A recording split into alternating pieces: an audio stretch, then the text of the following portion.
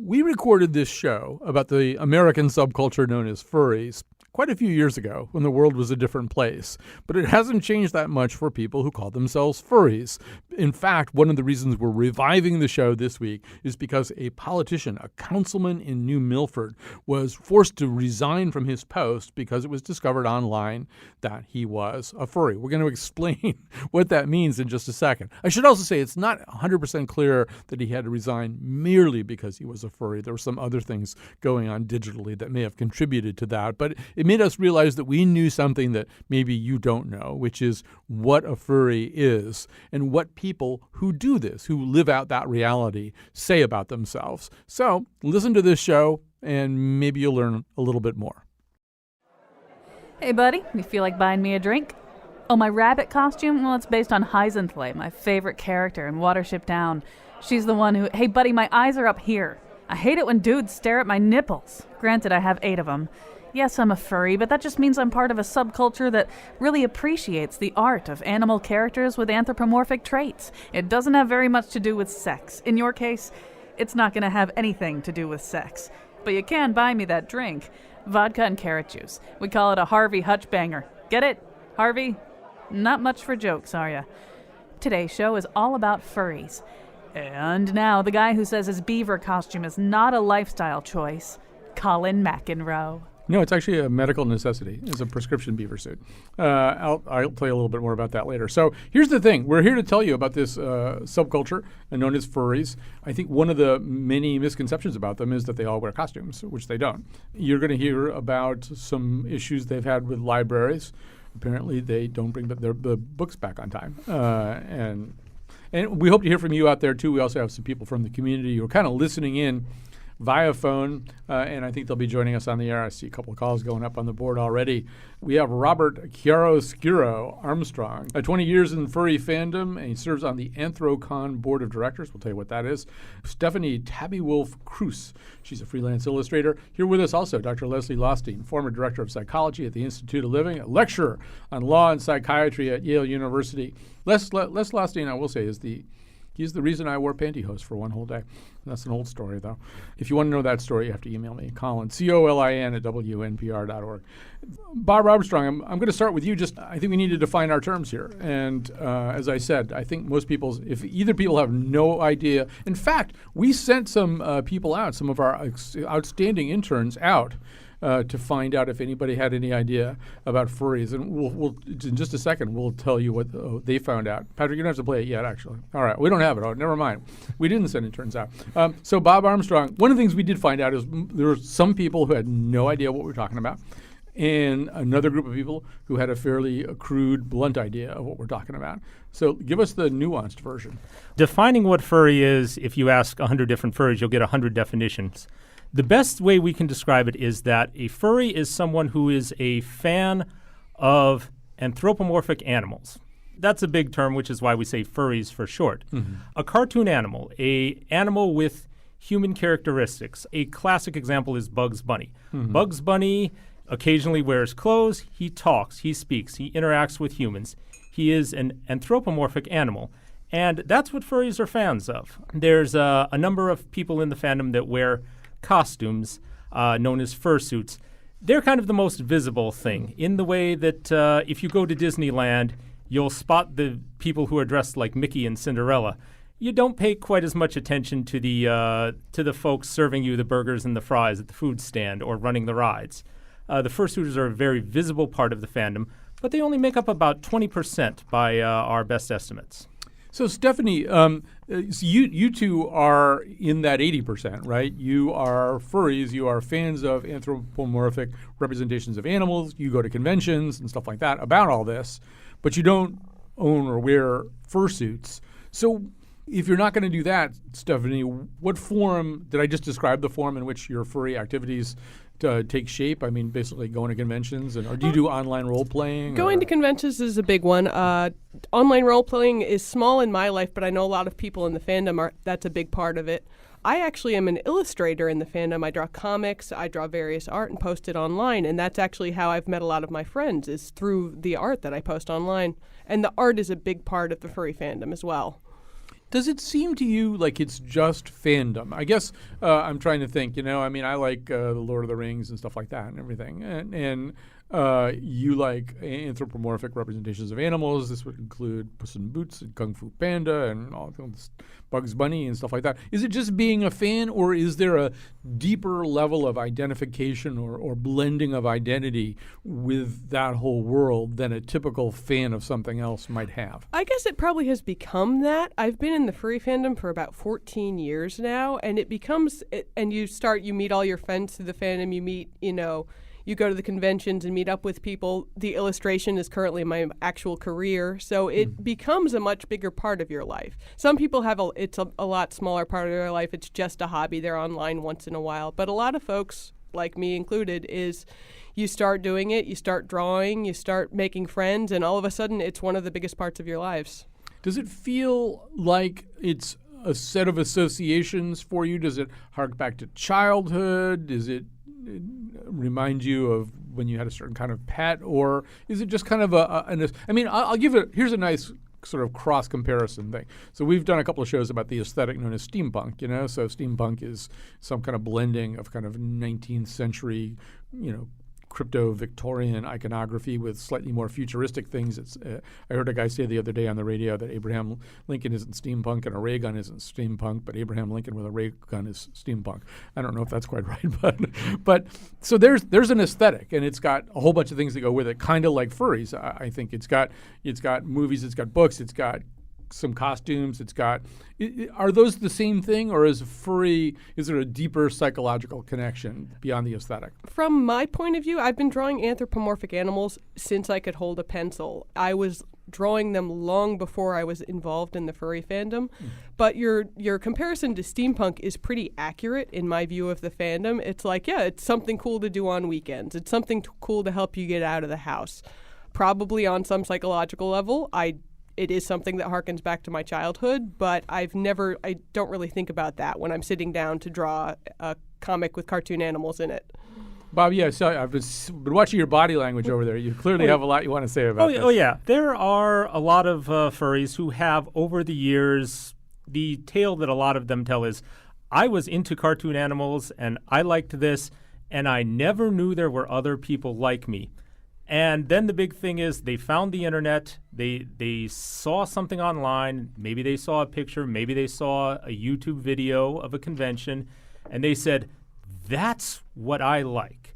I'm certain there are people who can tell the same thing about anime fandoms or steampunk. A lot of furries, it's just something that's like, this is what I like. This is something I've been liking. Now there's a name for it. Now I found out about it.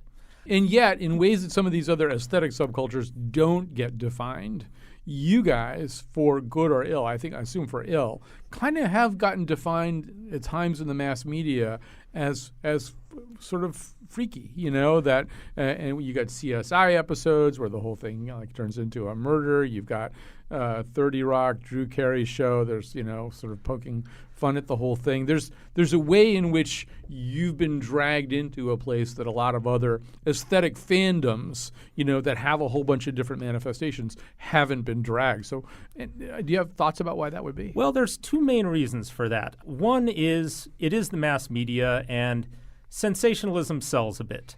By the time that furry fandom started getting large, which is the 1990s, Trekkies and such, the mass media knew what Trekkies were. They were nerdy people that wore suits and costumes, and we knew what SCA fans were. They were people that wore that. They didn't know what furries were. Mm-hmm. And they were trying to associate it with something, and the image of furry as a, fetish thing popped up a bit. And this infamous CSI episode really popularized that in the mass media. There's been a couple other nice mass media. Back to You, a show set in Pittsburgh, which mentioned Anthrocon by name, had a much funnier portrayal of it. And the other thing that started furry a bit along that path is furry has some of its roots in Southern California fandom. The first furry convention was Conference 1. And there's a little bit of an East Coast, West Coast there. Conference was founded by a gay couple who were a little more out and flamboyant than a lot of East Coast fans were. that sort of influenced the early development of the furry fandom, gave it a bit of a reputation. The foundings of Anthrocon and Further Confusion, the two largest conventions since then, very much said, that's not how we experience the fandom. Let's step it back a bit. And between that and the CSI episode, there's been a little bit of that reputation, which I feel is undeserved. It does seem, though, and this will kind of segue nicely into maybe talking a little bit to Les about this, that you've got within this world, that furry is a big furry umbrella for talking about a lot of different things, for talking about people who just like these kinds of representations and, and it's Who's Afraid of Roger Rabbit and stuff like that, and just liking stuff like that, liking the aesthetic, liking the look, and maybe people who do some online role playing where they have an animal character and they're interacting with other animal characters in lots of different Second Life-y kind of ways, and then you've got, as we say, the conventions you can go to and do kinds of various things. It did seem in the reading and research that I did, and God knows I don't think there are a lot of really hard and fast figures about all this, that there's some percentage of people who do somehow or other link their sexual identity or a certain percentage of their sexual activities to this, and you even look at the Wikipedia entry and there's some number that's cited there from a study, and who knows how high a number that is. But it does feel as though, whether it's a West Coast, East Coast thing or some other kind of thing, that there's some group of people who like to dress up in these animal costumes for reasons that have to do with their sexual identity. Fair? I'd say there's a certain percentage of that, but there's going to be a certain percentage of that in any sufficiently large group. One of the things that rises up in this is the notion that people confuse a lot the and the while. To say that furries have sex is one thing, and to say that furries own fursuits is another. That's two separate things. It's not furries have sex while wearing fursuits. It's like I have sex and I own a motorcycle and ride my motorcycle. I don't have sex while riding the motorcycle. We don't recommend that. No. I get what you're saying. There's a lot of and while confusion on that. Okay, good way to put it. Les Lawson, over the years, you and I have had conversations about many things, including pantyhose. And I think one of the things that you've sort of helped me understand is there are some times when people like something that often does involve an item of clothing or a texture or a feeling. And that feeling isn't always necessarily a sexual feeling, although we might look at it that way. For example, one of the things one of the reasons I guess it wasn't the reason, but the reason I was wearing pantyhose, I can't keep alluding to this and not explain it. It was like the anniversary of the invention of pantyhose, and I just figured I should see what it's like. But one thing you told me at the time was that you had treated men who wore pantyhose, not for a sexual reason, but because they liked something about it, right? Correct. Thank you for reminding me about my deep influence on your character and about pantyhose. You've influenced me in so many other ways. That's just the one that kind of jumps out. It's kind of exactly like what Bob's talking about as an and while thing or whatever you were talking about. Actually, I wrote a paper on that got published in Gender and Psychoanalysis that was widely read, and it surprised me. And it surprises me that you remember our conversation, but that's wonderful. Some thoughts I have about this. I mean, if the poet Ovid was alive today, he'd be really happy because the metamorphosis that he wrote, the shifting between sets and boundaries between animal and human, between nature and animal and human, and that kind of combination of characteristics, I think it's deeply embedded in our psyche. It's embedded in our poetry, our literature, our art. And one of the interesting things about the furries, and I don't pretend to be an expert on this, but I've had lots of conversations with people who've engaged in all kinds of behavior with clothing and with costumes and stuff, is that it's all about soft and furry. So it brings up a sector of the community that gets interested in the in putting on things that go back to transitional objects of childhood, that go back to stuffed toys, that really are interesting cartoons, and as opposed to, for example, some of the animation that we see with reptiles and warriors and dragons, where there's a kind of hard exoskeletal type structure to the costume that's put on. But in here, the costume is all about the soft, the furry, and those issues that take us, I think, right back to the unconscious memories that we have from our childhood. I mean, I remember, and I have talked about this with my own children, not yet with my grandchildren, on the whole issue of television cartoons and what influence they have, because our first real objects we spend most of our time with are television cartoons, much more time than with our parents. Mm-hmm. And so we take these cartoon-like characters into our lives, and they form a blend of our personality and our character. So I think it's about costumes, it's about the texture, it's about a lot of fun. That's a part of, I think, what Chiaroscuro was mentioning earlier. Well, I could also mention that there are also scaly fans in the fandom. There are people who are very much into dragons. They don't have to have their own conventions? No, They can come to your conventions? no. It's They can't be scalies? They have their own damn convention. The folks who have their own conventions, very amusingly, are the pony fans. There's a cartoon out presently, on that note, speaking of cartoons, called My Little Pony Friendship is Magic. Yeah. And it's had an amazing response on the internet. Their convention held earlier this year had over 4,000 people. And these are adult fans of the show. I think some of that is a little bit of what's called the new authenticity, where people appreciate something that others are sort of amazed they appreciate, but they appreciate it without irony. Yeah. People have started watching this My Little Pony Friendship is Magic show.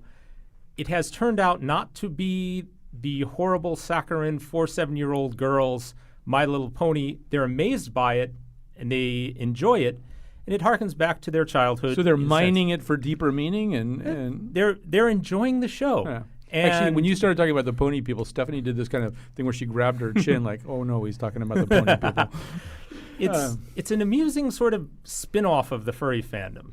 All right, we got to grab a few phone calls here. Also, we got some of your friends online here. Camo is here. We'll get to him in just a second. And Grubbs Grizzly out in California, speaking of the West Coast. These are some furries who do have suits. But we also just got folks calling in here. We're going to talk to John in Hartford. Hi, John. You're on the air. This is actually the first time that I've heard of this subculture, but the experience that I had, a friend of mine asked me to wear a bear costume for the Strawberry Festival in South Windsor for his business. Mm-hmm. And as soon as I put the head on, basically I experienced where I turned into a different person. There was a band there. I was dancing in front of the band. I was going up to people. It was a complete change of personality that it was just unbelievable. Bob is nodding his head frantically as you're saying this. So you're a furry and you don't know it. Exactly. I'm like, hey, this is great. But it's just amazing that it suddenly, by putting that head on, it just completely changed my personality, and I was able to do things and act in ways that you always want to. You want to act silly and you want to act stupid and dance around like a fool, but you're too afraid to in public, and you put this head on, and suddenly you can be whoever you want. So every year, I was like, hey, are you going to do the bear costume again? I'll do it. It actually got to the point at the end of the day, I had worn the suit, which it was in August, so I had worn the suit all day long, and I was just about passed out from dehydration because I had worn the suit all day long. That's an important thing to know. Yeah. See, if you were part of the furry subculture, they would have told you about hydrating. Yep. You know, hydrating. So the suits are definitely heavy. Someone has made the comparison that wearing a fursuit is like wearing your sofa.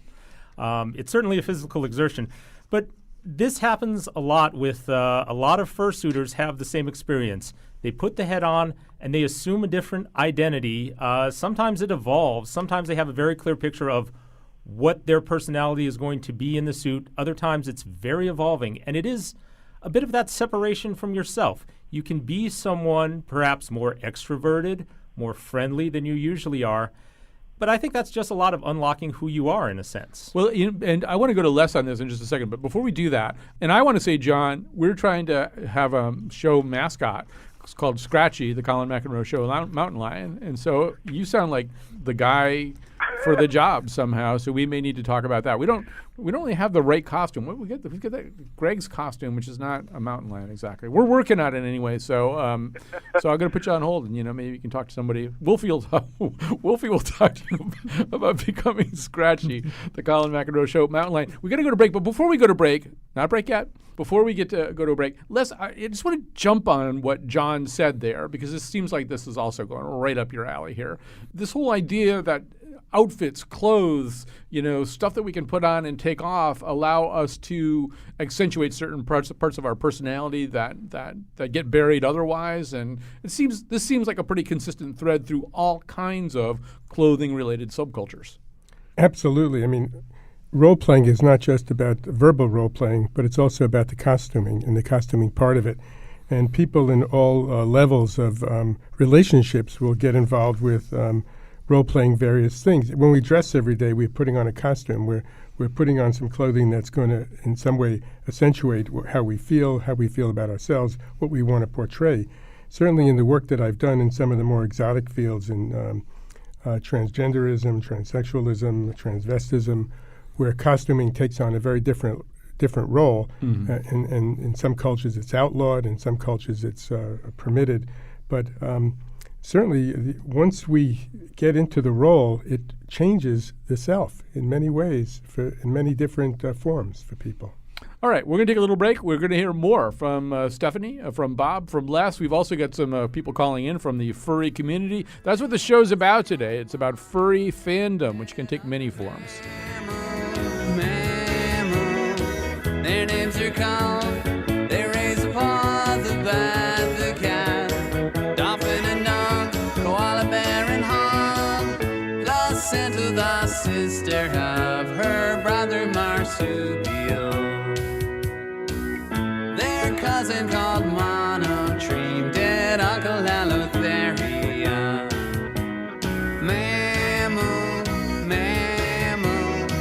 their names are called, they raise a paw, the bat, the cat, dolphin and dog, koala bear and hog, the fox, the ox, giraffe and shrew, the kid and the caribou. We're back. I hope you're getting the idea. Furries aren't some form of sexual deviance, which is not to say that furries don't ever incorporate that part of themselves into their sex lives, but we think they're controversial maybe for the wrong reasons. And we are trying to explain this to you because in a town in Connecticut, a town councilman's involvement in the furry movement contributed at least to his demise as a town councilman. So we decided to revive this show, which we did years ago, so maybe you could understand a little bit about it. I have to tell you kind of an interesting parenthetical story, which is that not too long after we did this show, we were doing a show about drive-in movies, and part of that was to go to a drive-in movie theater and watch a movie. And as we did that, as we pulled our car in and kind of got ourselves organized, we looked across the little driveway, and right behind us was a group of furries who decided to go to the drive-in together. And they weren't doing anything weird or horrible. They were just, eating popcorn like everybody else. But we at least knew who and what they were, and after this show, I hope you will too. We're talking about furries, furry fandom. You may have heard about this, read about this, or maybe you're new to it. Furries are people who really like anthropomorphic representations of animal characters. Sometimes this extends to having avatars online who act out various things in kind of Second Life universes. Sometimes it involves dressing up in actual fur costumes. You're going to be hearing from a couple of people who do that in the next few minutes. They have conventions, and sometimes it's just kind of liking certain kinds of animal characters who crop up in various kinds of mostly visually oriented fiction, whether it's animated stuff or graphic novels. Or Stephanie, one thing you were saying during the break, I think this is kind of an interesting point, because Les was talking before about sort of the kind of the other kinds of people that he's treated and written about who are engaging for different reasons than furries typically are in transgendered or transvestite behavior. But you were sort of saying that in some ways, if the animal face you have is your truest self or a very true representation of yourself, it kind of makes it easier for everybody to accept other stuff about you. I'm probably not summarizing your comment. You very got well. it pretty well. It's about, since you're already wearing a mask online, if you go on to say Furry Muck, where it's a role-playing text game basically, and you're going on and you're a dragon, you're already a dragon. So if you're a female dragon, even though you're a guy in person, it's a lot easier for everyone to accept you. And the furry fandom is a really open and accepting fandom of gay, lesbian, transgenderism, because it doesn't matter who you are, on the outside, as long as you can, because you're truly expressing who you are on the inside. Who knows what happens if you show up at a Star Trek convention and you want to be a gay Wookiee.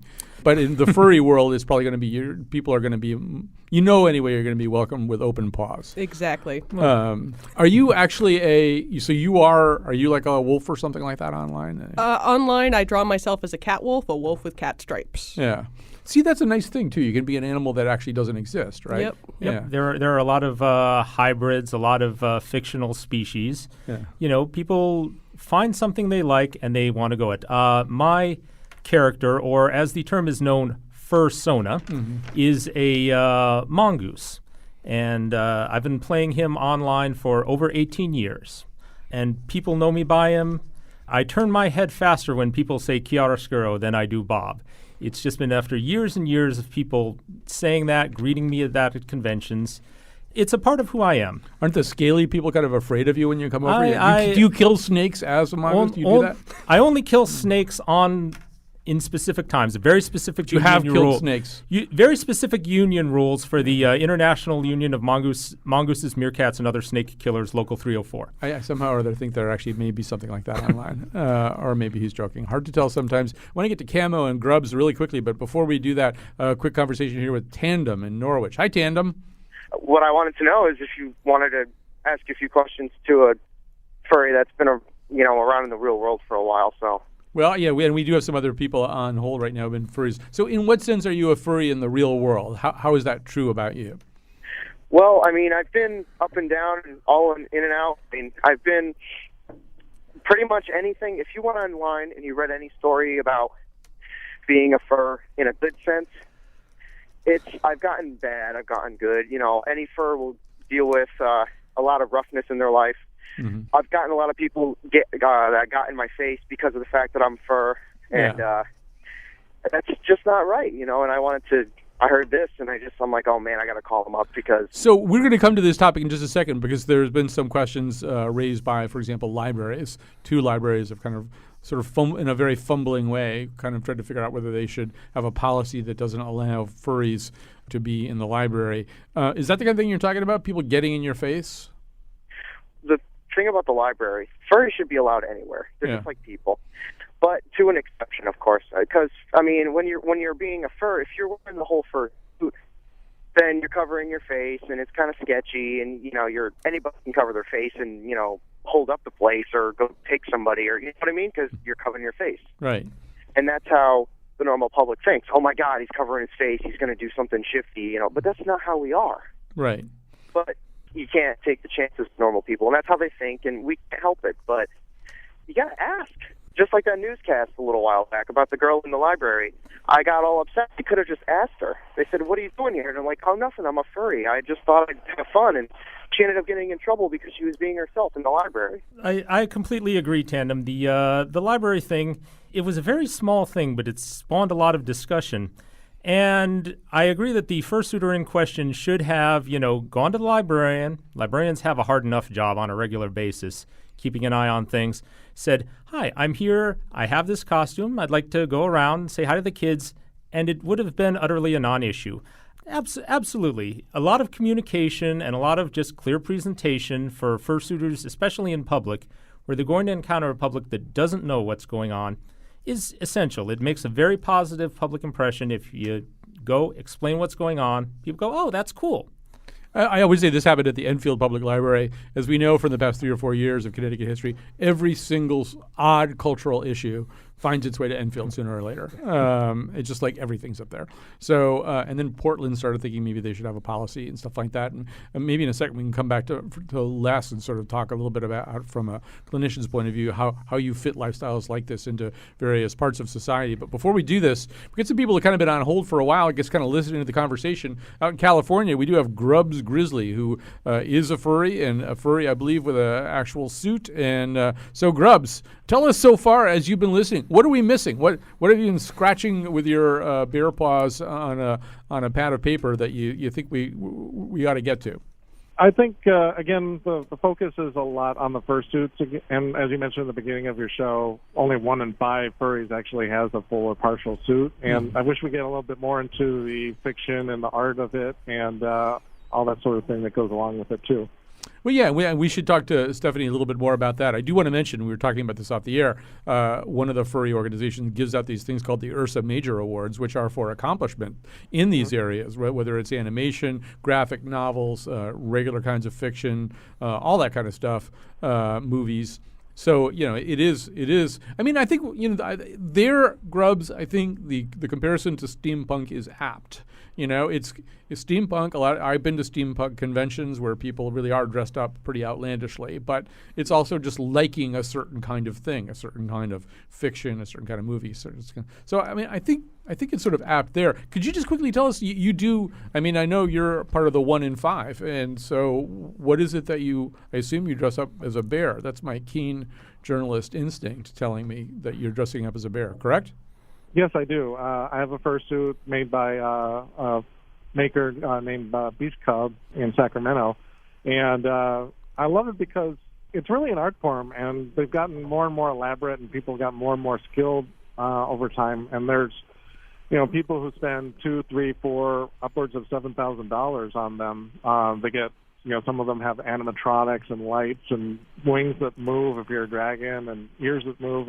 It's really gotten quite stunning over the years. And watching a fursuit parade at one of these conventions is, to me, better than the electric light parade at Disneyland, which I guess they've canceled actually. But that sort of thing, it's just a lot of fun. I feel like it must be hot. Is it hot inside there?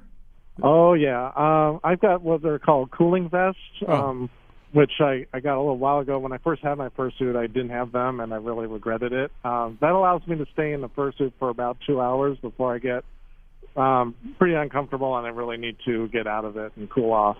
And is it heavy? Does it physically, how many pounds are you carrying there? I've never weighed it, but mine weighs more than some of them because I'm not a really beefy guy, but my bear persona is, and I've got not only the fur over it, I'm also wearing, imagine this, I'm wearing a cooling vest, I'm wearing a lycra suit, I'm wearing a sumo padded suit, and then I'm wearing the fur over it. So I'm basically walking around like the Michelin Man. Yeah, this is like a workout, basically, just doing this. It sounds... Absolutely. I take water with me. I've got a fan built into my head to cool me off, and I've got the cooling vest.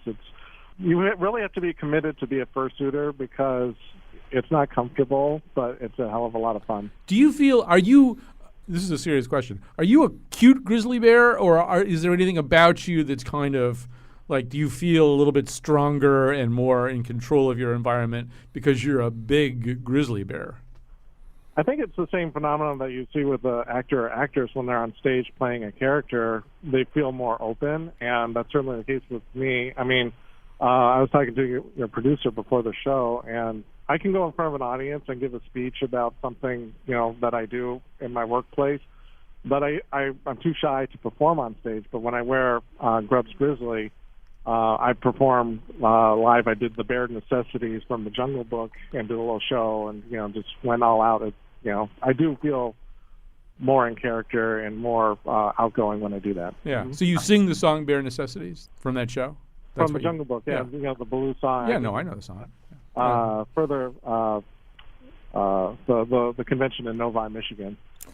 So Furry Connection North, that would be. Yeah. You're a performing furry, and you sing. But let me I guess the question I was asking, if I saw you in your costume, would I be more apt to want to hug you or cower before your grizzly mightiness? Hopefully you'd want to hug me. Okay, so it's more of that. That's sort of just I because you started talking about the padding and the sumo stuff, and I'm thinking he could just be some ass-kicking grizzly bear, and that would be like a whole different thing. All right, so I'm so confused. And let me just grab a call from Ruben, and then I think I have a question for Les, and then we'll take a break. How's that sound? Here's a Ruben in Farmington. Hi, Ruben. I'm actually a veteran ex-fur who has been in the fandom since it started back in the early 90s and late 80s or so. Mm-hmm. Mm-hmm. And it's changed quite a bit from the original kind of gathering of people and in its inception and so on. Some of the things that kind of pushed me away from the fandom after a while was just some of the people that are coming into the fandom now also have more of a predatory nature. And this goes more towards the sexual aspect of it. I've seen people who are confused in their sexual nature and so on and so forth get taken advantage by people who are there who are a little more sly. And I won't lie to you, some of these conventions, a lot of people go there just to hook up. Mm-hmm. Others don't, but get dragged into something because they go with the flow. Mm-hmm. And this happens at a lot of the conventions. I mean, it used to be, back when I was going in the 80s and early 90s and so on, that it was more of a good-natured convention. Everybody had parties, where you all just kind of, hung out and talked and, every once in a while went in huge groups of 30 and 40 and 50 furs and raided the IHOP down the street at 3 o'clock in the morning. Where you probably didn't even stand out as the strangest person at the IHOP at 3 in the morning. Let me go back to what you're saying, though, Ruben, because just, in all fairness, I've covered many national political conventions where people also are hooking up. And it's like every convention and hooking up are like almost synonymous with the Venn diagram circles between those two concepts very closely overlap. So, I mean, I don't know, but it does sound a little bit, so that's not that unusual, I guess, is what I'm saying. I guess what you're saying is some people might be showing up innocently dressed as a skunk, not expecting to turn into some Discovery Channel thing with a. Exactly, but also you got to think about it. A lot of the people who go to these cons are more than like 60% of them are like 16, 17, underage. Oftentimes, also being taken advantage of people who are over the age as well. I would like to beg to differ. As Director of Registration at Anthrocon, I can answer that the majority of Anthrocon attendees are from the ages of 18 to 30. There are young people at the conventions. This is why almost every convention has in place parental consent forms so that parents know that their children are going to be at conventions. Most conventions encourage parents to come with their children as well. And I would argue that furry conventions still have a lot of that friendliness, a lot of that open aspect. And certainly every convention that I know of that I have attended takes very good steps to ensure that young folks are given a safe environment. There's a lot of, no public displays of affection rules and such at conventions, lots of security presence in most conventions. Will those sort of things happen at conventions? Yes. I could tell you stories about Mary Kay conventions that would curl your hair. And they have a spay and neuter clinic at those things, which you guys haven't gotten to yet. Hey, we're going to have to take a quick break here in just a second, but I think your point's well taken, too, that there's lots of ways to set this up so it doesn't turn into that. And on the other hand, you got to, be smart, I guess, also, and not get taken advantage of. But let's just, before we go to break, not so much in terms of what Ruben's talking about, but unless you want to talk about that, but it seems like here all this library stuff and everything, too. It is, these are people who have something they like to do, and most of them do it very benignly. I don't know, how do we fit them into society without it becoming this really uncomfortable thing where people have to make rules and stuff? I'm asking you to solve a gigantic social problem, which I don't think you really volunteered to. I think you asked me the wrong question. All right. Well, and then answer some other question. But I think what the relevant part of this is that we live in a time when almost all costumes are suspect because of terrorism, because of fear in society. I think libraries have become, especially children's libraries, have become a particularly sacred place to try to protect children who are in there from any predatory individual. So if somebody were to come in with a costume, and a librarian wasn't suspect without having permission, I would be kind of concerned as a parent and a grandparent as to what they were doing. But I also want to take issue with every convention involves hookups. I mean, that's part of the convention schema. Right. So I don't think it's particular to any one group at all. All right. So we're going to take a quick, that was a very profound answer. Thank And bigger than the question I even asked. So that was good. We have to take a quick break. We're running short on time here. We got to talk to Camo. Grubbs has something else he wants to tell us. Ian and Derek, they're online too. And I don't know, we'll get to everybody if we can.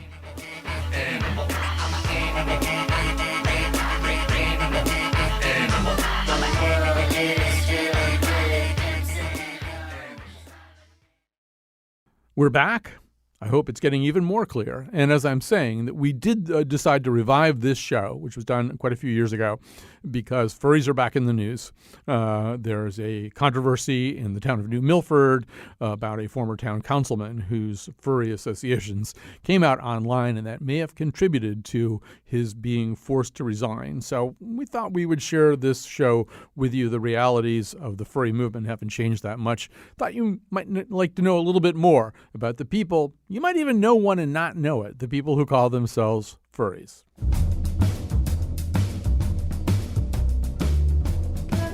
Okay, I changed costumes. Now I'm a very soft, TV cat-like anchorman. Al Furzy. Boom. Today's show was produced by me, Patrick the Porcupine, and Betsy Catgirl. Our interns are Nina Ernest and Barbara Lipsche. The part of Bill Curry was played by Bill Curry in a purple bear suit. And now, back to Colin. We're talking about furry fandom. With us in the studio, Dr. Les Lostine, who's a lecturer in law and psychiatry at Yale University, among other things. Bob Chiaroscuro, that's a Mongoose Armstrong, 20 years in furry fandom. He's on the Anthrocon board of directors. Stephanie Tabby Wolf Cruz, she's a freelance illustrator. Got a lot of people calling in here, too. We do have a big convention coming up. And to Ruben's point, that's, I guess, one of the reasons you have to present photo ID at the Fur Fright convention, Bob, right? So they know how old you are and whether you need to have a parent with you. Stephanie, you were saying that you think the underage stuff just doesn't happen, right? I'm not going to say it never happens, because it's going to happen, like you said, at any convention, political conventions, architecture conventions, Mary Kay conventions. Stuff's going to happen where a 16-year-old goes in and something happens. But it happening, I would think, with the person not being willing, is very, very slim at furry conventions. You guys are real careful, you're saying. Oh, yes. There's security staff. At every furry convention, those under 18 are issued minor badges. There are certain things. In all furry conventions, there's usually an art show or a dealer's room where artists like Stephanie are selling their wares. Some of those art contains nudity, because art contains nudity now and then, and minors are not permitted to look at it. Permission slips are a big thing. Anthrocon's policy is that you have to have a permission slip up until the age of 18. It has to be signed by the parents and notarized as well. So we're very careful about our minors. There's a security team at Anthrocon of nearly 100 people every year, always very available. Sounds safer than the Boy Scouts. I was in the Boy Scouts. It wasn't safe. The Boy Scouts lately, let's not go there. Even back in the old days. Let's go to Camo in Connecticut. Been listening to the whole show online. So sorry I didn't get to you until now, Camo, but as you can tell, we have a lot of ground to cover here. You actually know Bob. You're probably going to Fur Fright, and I think you're going in a fursuit, right? Yes, I do. What kind of animal are you? I had and have a couple of suits coming up. I used to have this husky suit that was supposed to be like a typical college partier. Right now I own a German Shepherd suit that's supposed to be like an adventurous kind of person. And then I'm waiting on a suit that's going to be made that's a corgi that is just obsessed with space. A corgi? A corgi. A corgi, obsessed with space, like an astronaut corgi. Yes, pretty much. If you ever watch Cowboy Bebop, they actually have a corgi character on there, and I think that corgis are like the perfect space animal. You know, just to sort of get back to that whole thing that we've been talking about all along here, when you're wearing one of these costumes, is it that you sort of feel like some aspect of yourself can kind of come out a little bit more? I mean, what's the allure of doing all this? You're talking about some money too, as Grubbs pointed out. These costumes sometimes aren't cheap, so why is it worth doing? Well, I mean, you get a chance to be something that you're not. I mean, like I mentioned before, I just mentioned 3 different characters with 3 different personalities, all of which are not exactly me. And I just, you're just given this chance to be something else that you're not. Bigger and larger than life character. These are great points. Les, you were sort of saying off the air, this again goes back to childhood, that this is something that all of us really, almost to a person, did when we were little kids, when our identities were more fungible and tradable than the locked-in things they turn into. Yeah, and I think what happens is those early childhood experiences turn into unconscious choices later in life about what kind of furry we want to be, what kind of person we want to be, our adventuresomeness, dealing with shyness by putting on a gorilla outfit and whatever. But I think that the unconscious choices are that we all become the furry we think we deserve. Let me grab a phone call from Ian here. He's been on hold for a bit. Ian in Manchester. Hi, Ian. Hi. I actually had a comment that related to what we were just talking about. I got into the furry scene before I knew what it was. Early in childhood, my favorite movies were Disney's Robin Hood, Mrs. Frisbee and the Rats of Nim, An American Tale, with these very anthropomorphized animal characters who I identified with very strongly. And as I grew up and entered into my early teens and discovered the internet, I found other people in the same fandom. And I got onto the muck scene, where I've been for the past 15 years. Role-playing online is different characters with a standby fox persona. But the thing that goes back to your Robin Hood thing, right? Because wasn't Robin Hood a fox? Yep. Yeah, Robin Hood was a fox. All right. Go ahead, press on. No, continue. My girlfriend is actually also a furry, but we have to stay very closeted.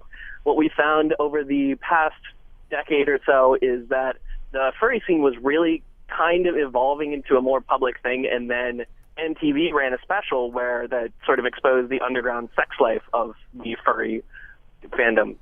And ever since that, for years afterwards, as soon as you let slip that you were a furry, the immediate assumption was that your first and foremost concern was going to be dragging the next person you talk to into a dungeon with all manner of devicery. And so, in other words, this is the kind of thing where this is something you really love to do, your girlfriend loves to do it, but if I worked with you at the next cubicle, I just wouldn't know that you were doing that, right? Right, which is strange because lots of other aspects of my nerdy personality do show. I go to anime conventions, I cosplay in anime and steampunk costumes. The one I have to hide for social and professional reasons is the furry aspect. Which is sort of weird because it's the least edgy of the things that you just named in a lot of ways, but it just somehow it got defined somehow. That's sort of what you're saying, right? Right. As soon as you let it out, that's it, the first and immediate thought is a lot of people come back to that MTV special even now. All right. We're going to have to wrap this up, unfortunately. We could obviously do a whole other hour on this. So I want to thank Les Lostein for being with us, also Stephanie Cruz, Bob Armstrong, all the people who called up, Grubbs Grizzly and Camo. Thank you in particular, but everybody called up. Great story, Ian, by the way. And we'll be back tomorrow. So I keep you in the backyard in a wooden hutch, 'cause you're getting to be a little too much like Bugs Bunny. You're getting to be a rabbit with me. I feel like something's switching. It's all so strange and new. Egad, my nose is twitching. I'm a rabbit too. I'm getting to be a rabbit. Hippity hop, I love you. I'm getting to be a rabbit like you. I'm Kyone Wolf, dressed in jeans and a button-down shirt and a jacket, and my wolf suit sucks.